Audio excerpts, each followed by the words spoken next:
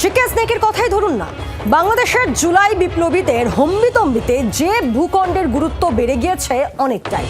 মাঝে মধ্যেই শোনা যায় বাংলাদেশ থেকে যে চিকেন নেক্সকে কেটে দেবো, চিকেন নেক্সকে উড়িয়ে দেবো, উত্তর পূর্ব ভারতকে তারা দখল নেবে। সেই দখলের মেন যে চিকেন নেক তা এখান থেকে কিছুটা দূরে। যে বাংলাদেশকে ছোট বলে অবজ্ঞা করেছিল এতদিন, আজ তার ভয়ে কাটে দিল্লির রাত দিন। ভৌগোলিকভাবে ছোট হলেও কৌশলগত অবস্থানে বাংলাদেশ আজ দক্ষিণ এশিয়ার অন্যতম গুরুত্বপূর্ণ কেন্দ্রবিন্দু। বিগত সময়ে ভারত বন্ধুত্বের নাম করে প্রতিনিয়ত শোষণ করেছে বাংলাদেশকে। তবে বর্তমান সময়ে বাংলাদেশ যখন ভারতীয় আধিপত্য থেকে বেরিয়ে এসেছে, ঠিক তখনই কাঁপন শুরু হয়েছে ভারতের বুকে। এখন আর ভারতের দাদাগিরির কোনো স্থান নেই এ দেশে। বেশি বাড়াবাড়ি করলে ভারতের চিকেন নেক দখল করে উত্তর পূর্বের 7 রাজ্যকে ভারত থেকে বিচ্ছিন্ন করবে বাংলাদেশ। আর তাই চিকেন নেকের 22 কিলোমিটার এলাকা জুড়ে নিরাপত্তা জোরদার করেছে বিজেপি সরকার। এ নিয়ে কি বলছে ভারতীয় পশ্চিমবাংলা মিডিয়া, আসুন তা দেখি। পাহারা দিতে হবে এবং তা ব্যক্তিগত সম্পত্তি হোক কিংবা দেশের সুরক্ষা, সব সময় দরকার কড়া নজরদারি। চিকেন স্নেকের কথাই ধরুন না, বাংলাদেশের জুলাই বিপ্লবীদের হম্বিতম্বিতে যে ভূখণ্ডের গুরুত্ব বেড়ে গিয়েছে অনেকটাই। পশ্চিমবঙ্গ সরকার চিকেন স্নেক এলাকার প্রায় 120 একর জমি কেন্দ্রীয় সরকারের কাছে হস্তান্তর করেছে।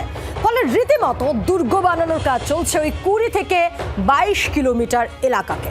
দক্ষিণবঙ্গ তো বটেই, বাংলাদেশ সীমান্ত নিরাপত্তা এবার উত্তরবঙ্গকেও আরও গুরুত্ব দিতে চাইছে শুভেন্দু অধিকারীর সরকার। ফলে দক্ষিণ থেকে উত্তর ঢেলে সাজছে সীমান্ত নিরাপত্তা। এখন থেকে নতুন করে তৈরি হবে যেই সমস্ত জায়গায় ফেন্সিং নেই, অর্থাৎ বর্ডারে ফেন্সিং নেই ইন্দো বাংলা সীমান্তে, সেই সমস্ত জায়গায় ফেন্সিং দেওয়া হবে। তার পাশাপাশি আগে থেকেই চিহ্নিত করা যেই সমস্ত এলাকায় অর্থাৎ বর্ডার সংলগ্ন এলাকায় বিওপি তৈরি করা হবে। কারণ আগে থেকে বিওপি তৈরি করতে পারছিল না জমি জটের কারণে, কারণ এর আগের সরকার কোনোভাবেই জমি দিচ্ছিল না বলে যেই অভিযোগ ছিল, সেই অভিযোগকে এইবার নস্যাৎ করে এই নতুন রাজ্য সরকার বিএসএফ এর হাতে এই 27 কিলোমিটারের যে ডেভেলপমেন্ট অর্থাৎ বর্ডারের যে ডেভেলপমেন্ট, তার জন্য জমি ইতিমধ্যেই দিয়ে দেওয়া হয়েছে। বাংলাদেশে ইউনুসের আমলে জঙ্গি জামাতিদের উৎপাতে নতুন করে চিকেন স্নেকের নিরাপত্তা নিয়ে উদ্যোগ নেয় কেন্দ্র। গত বছরের শেষের দিকে চিকেন স্নেক সংলগ্ন এলাকায় 3টি নতুন সামরিক ঘাঁটি তৈরি করা হয়। নজরদারি ও প্রস্তুতিও বাড়ানো হয়েছে। আন্ডারগ্রাউন্ড রেলওয়ে লাইনের পরিকল্পনা, রাস্তা, রেল উন্নয়ন সহ একাধিক পরিকল্পনা নেওয়া হয়েছে। এই আবহে জমি হস্তান্তরের কাজও সেরে ফেলেছে রাজ্য। দ্রুত এগোচ্ছে চিকেন স্নেক নিরাপত্তার আঁটোসাঁটো করার কাজ।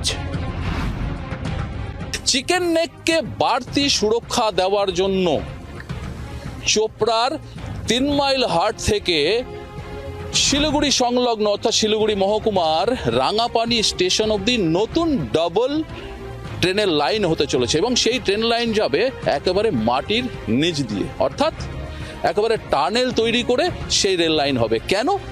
মাঝে মধ্যেই শোনা যায় বাংলাদেশ থেকে যে চিকেন নেক্সকে কেটে দেবো, চিকেন নেক্সকে উড়িয়ে দেবো, উত্তর পূর্ব ভারতকে তারা দখল নেবে।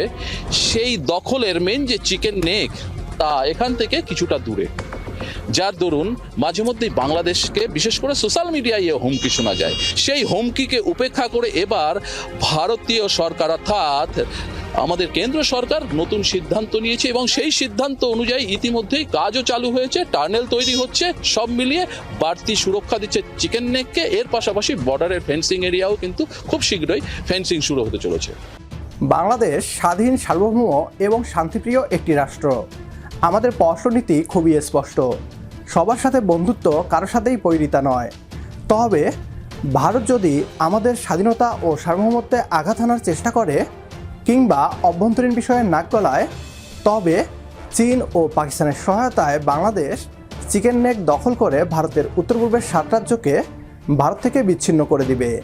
ভুলে গেলে চলবে না, বাংলাদেশ নয় বরং ভারতই বাংলাদেশের উপর নির্ভরশীল। ভারতের উত্তর পূর্বের 7 রাজ্যগুলোতে ব্যবসা বাণিজ্য এবং যাতায়াতের জন্য বাংলাদেশের ট্রানজিট কতটা জরুরি তা দিল্লির নীতি নির্ধারকরা খুব ভালো করেই জানেন।